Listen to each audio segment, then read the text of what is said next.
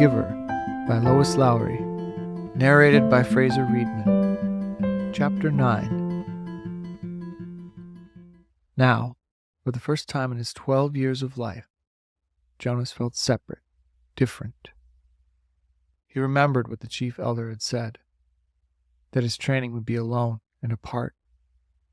But his training had not yet begun, and already, upon leaving the auditorium, he felt the apartness. Holding the folder she had given him, he made his way through the throng, looking for his family unit and for Asher.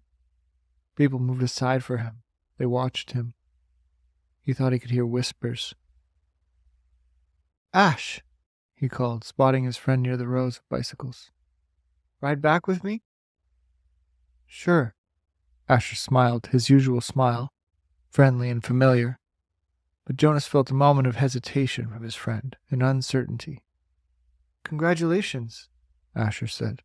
"You too," Jonas replied. "It was really funny when she told about the smacks. You got more applause than almost anybody else." The other new 12s clustered nearby, placing their folders carefully into the carrying containers on the backs of the bikes. In each dwelling tonight, they would be studying the instructions for the beginning of their training. Each night for years, the children had memorized the required lessons for school, often yawning with boredom. Tonight, they would all begin eagerly to memorize the rules for their adult assignments. "Congratulations, Asher," someone called. Then that hesitation again. "You too, Jonas." Asher and Jonas responded with congratulations to their group mates. Jonas saw his parents watching him from the place where their own bicycles were waiting. Lily had already been strapped into her seat. He waved. They waved back, smiling, but he noticed that Lily was watching him solemnly, her thumb in her mouth. He rode directly to his dwelling, exchanging only small jokes and unimportant remarks with Asher. "See you in the morning, Recreation Director," he called, dismounting by his door as Asher continued on. "Right, see you," Asher called back. Once again, there was just a moment when things weren't quite the same, weren't quite as they had always been through the long friendship. Perhaps he had imagined it. Things couldn't change with Asher. The evening meal was quieter than usual. Lily chattered about her plans for volunteer work. She would begin, she said, at the nurturing center, since she was already an expert at feeding Gabriel. "I know," she added quickly when her father gave her a warning glance. "I won't mention his name. I know I'm not supposed to know his name. I can't wait for tomorrow to come," she said happily. Jonas sighed uneasily. "I can," he muttered. "You've been greatly honored," his mother said. "Your father and I are very proud." "It's the most important job in the community," Father said. "But just the other night you said the job of making assignments was the most important." Mother nodded. "This is different. It's not a job, really. I never expected—" She paused. "There's only one receiver." "But the chief elder said that they had made a selection before and that it failed. What was she talking about?" Both of his parents hesitated. Finally, his father described the previous selection. "It was very much as it was today, Jonas. The same suspense, as 111 had been passed over when the assignments were given. Then the announcement, when they singled out the one—" Jonas interrupted. "What was his name?" His mother replied. "Her, not his. It was a female. But we are never to speak the name, or to use it again for a new child." Jonas was shocked. A name designated not to be spoken indicated the highest degree of disgrace. "What happened to her?" he asked nervously, but his parents looked blank. "We don't know," his father said uncomfortably. "We never saw her again." A silence fell over the room. They looked at each other. Finally, his mother, rising from the table, said, "You've been greatly honored, Jonas, greatly honored." Alone in his sleeping room, prepared for bed, Jonas opened his folder at last. Some of the other 12s, he had noticed, been given folders thick with printed pages. He imagined Benjamin, the scientific male in his group, beginning to read pages of rules and instructions with relish. Pictured Fiona smiling her gentle smile as she bent over the lists of duties and methods that she would be required to learn in the days to come. But his own folder was startlingly close to empty.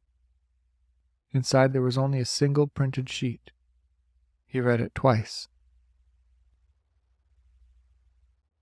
Jonas, receiver of memory. Number 1. Go immediately at the end of school hours each day to the annex entrance behind the house of the old and present yourself to the attendant. Number 2. Go immediately to your dwelling at the conclusion of training hours each day. Number 3. From this moment, you are exempted from rules governing rudeness. You may ask any question of any citizen, and you will receive answers. Number 4. Do not discuss your training with any other member of the community, including parents and elders. Number 5. From this moment, you are prohibited from dream-telling. Number 6. Except for illness or injury unrelated to your training, do not apply for any medication. Number 7. You are not permitted to apply for release. Number 8. You may lie. Jonas was stunned. What would happen to his friendships? His mindless hours playing ball or riding his bike along the river? Those had been happy and vital times for him. Were they to be completely taken from him now? The simple logistic instructions, where to go and when, were expected. Every 12 had to be told, of course, where and how and when to report for training. He was a little dismayed that his schedule left no time, apparently, for recreation. The exemption from rudeness startled him. Reading it again, however, he realized that it didn't compel him to be rude. It simply allowed him the option. He was quite certain he would never take advantage of it. He was so thoroughly accustomed to courtesy within the community that the thought of asking another citizen an intimate question, of calling someone's attention to an area of awkwardness, was unnerving. The prohibition of dream-telling, he thought, would not be a real problem. He dreamed so rarely that the dream-telling did not come easily to him anyway. He was glad to be excused from it. He wondered, briefly though, how to deal with it at the morning meal. What if he did dream? Should he simply tell his family unit, as he did so often anyway, that he hadn't? That would be a lie. Still, the final rule said, well, he wasn't quite ready to think about the final rule on the page. The restriction of medication unnerved him. Medication was always available to citizens, even to children, through their parents. When he had crushed his finger in the door, he had quickly, gasping into the speaker, notified his mother. She had hastily requisitioned relief of pain medication, which had promptly been delivered to his dwelling. Almost instantly, the excruciating pain in his hand had diminished to the throb which was, now, all he could recall of the experience. Rereading rule number 6, he realized that a crushed finger fell into the category of unrelated to training. So if it ever happened again, and he was quite certain it wouldn't, he had been very careful near heavy doors since the accident, he could still receive medication. The pill he took now each morning was also unrelated to training, so he would continue to receive the pill.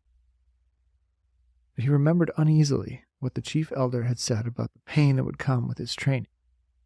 She had called it indescribable. Jonas swallowed hard, trying without success to imagine what such pain might be like, with no medication at all. But it was beyond his comprehension.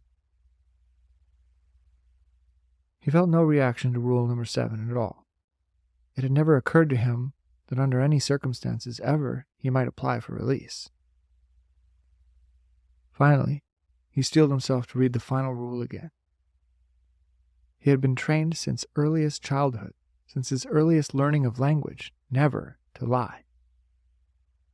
It was an integral part of the learning of precise speech. Once, when he had been a 4, he had said, just prior to the midday meal at school, I'm starving. Immediately, he had been taken aside for a brief private lesson in language precision. He was not starving, it was pointed out. He was hungry. No one in the community was starving, had ever been starving, would ever be starving. To say starving was to speak a lie. An unintentional lie, of course. But the reason for precision of language was to ensure that unintentional lies were never uttered. Did he understand that? They asked him. And he had. He had never, within his memory, been tempted to lie. Asher did not lie, Lily did not lie, his parents did not lie. No one did. Unless. Now Jonas had a thought that he had never had before. This new thought was frightening. What if others, adults, had, upon becoming 12s, received in their instructions the same terrifying sentence? What if they had all been instructed, "You may lie"? His mind reeled. Now, empowered to ask questions of utmost rudeness and promised answers, he could conceivably, though it was almost unimaginable, ask someone, some adult, his father perhaps, "Do you lie?" But he would have no way of knowing if the answer he received were true.